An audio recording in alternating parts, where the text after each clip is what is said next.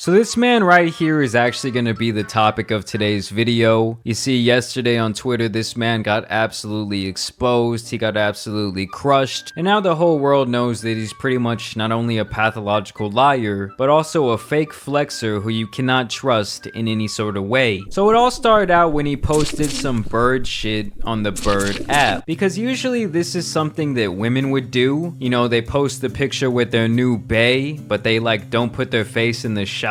You know, they're the types of people that say, oh, we just like to move different, you know, it's no one's business who I'm dating. And to be honest, no one gives a shit, okay? You're not some sort of celebrity, you're pushing 30 years old, just post the fucking picture for your 50 people and go. And then the woman actually featured in the picture actually comes in to give her 2 cents. She says, I know joking or whatever for Twitter is your thing, which in itself is an insult, like, hey, I just know you're a little Twitter comedian bitch, but I'm asking you nicely to take this the fuck down. Thank you. This is a man who was already blocked for being a pathological liar. I could easily expose him to all of his little fans, but all I want is my picture taken down. And I didn't know that apparently this guy is some sort of music artist. I mean, I don't know if he actually has fans like that. But I went and listened to his little R&B soul song, and honestly it was pretty good. He kind of reminded me of like a fat Bryson Tiller. The joke is that he's pretending we're together when he's been blocked since last summer. So this weird motherfucker was trying to act like he was booed up with some chick who he hasn't talked to for almost a year. So obviously this man was already down bad, but this was really only the beginning of the exposing. So she says she met him on Twitter last year. He was nice and I thought we had a lot in common, so I really started liking him relatively quickly. A month later he flew out to meet me, which is when we took that picture, April 2021. You know, something that really amazes me about this generation is their ability to just meet someone online and then months later or even days later sometimes be flying to a whole nother part of the country to meet them. I mean, Ted Bundy would have truly put up triple doubles in this generation. After our first weekend together, we planned for me to come and visit him the following month. He picked the dates, I bought my own flight, and everything was going great.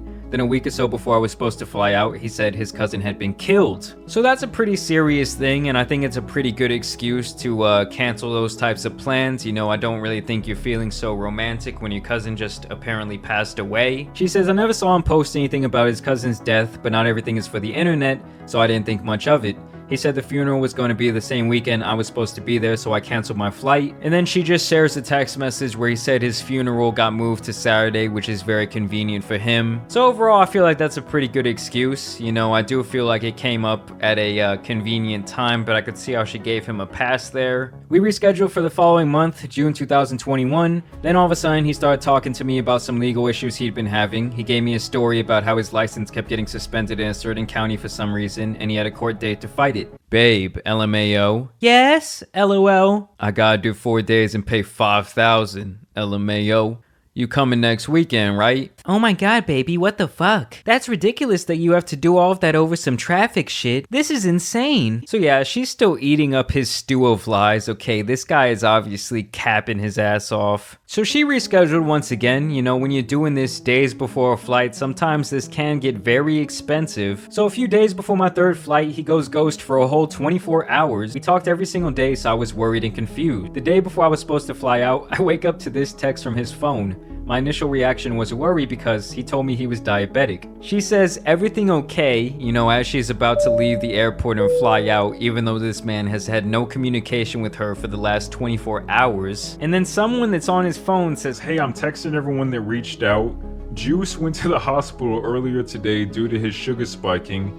He'll have his phone tomorrow. So this guy goes by the name Juice, and he goes by the name Belly, and you're out here trusting him, and she's still buying his shit. She says, please, please call me when you get your phone back. So yeah, she didn't text him for 3 days, and then this mystery person once again reached out. The person says he's still not feeling good, and they attached a picture of him seemingly to be in the hospital. But you see, he made a key mistake, okay? You know, when women start like wondering about what's going on, they literally become better than FBI agents, and she realized that this was actually a live photo, and it's one of those where you can see like the person took it from the side themselves, you know, because he kind of flinches at the end there, and that was enough for her to know this man was absolutely full of shit. He told me he owned his own home and gave me the address. Turns out that was his mother's house where he lived with her. His business was no longer active. He even lost the website for not paying to keep the domain. Oh man, this guy is down bad, okay? He's like one step away from selling his PS4 on Facebook Marketplace. And definitely was not the successful songwriter he claimed to be. Oh my god, this guy was claiming to be a songwriter? He said, oh yeah, you know, I've written for Drake. You know, have you ever heard Marvin's Room? That was all me. I'm one of his ghostwriters, okay? I'm active in the OVO sweatshop.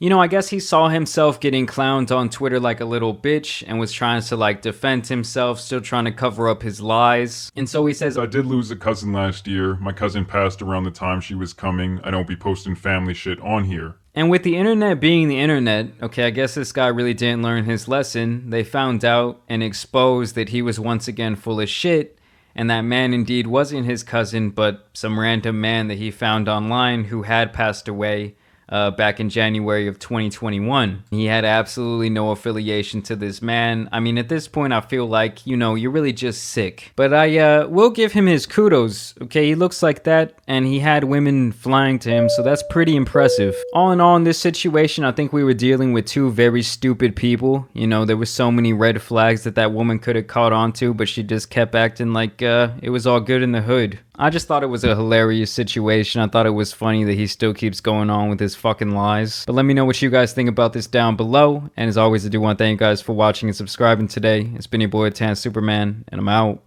Peace.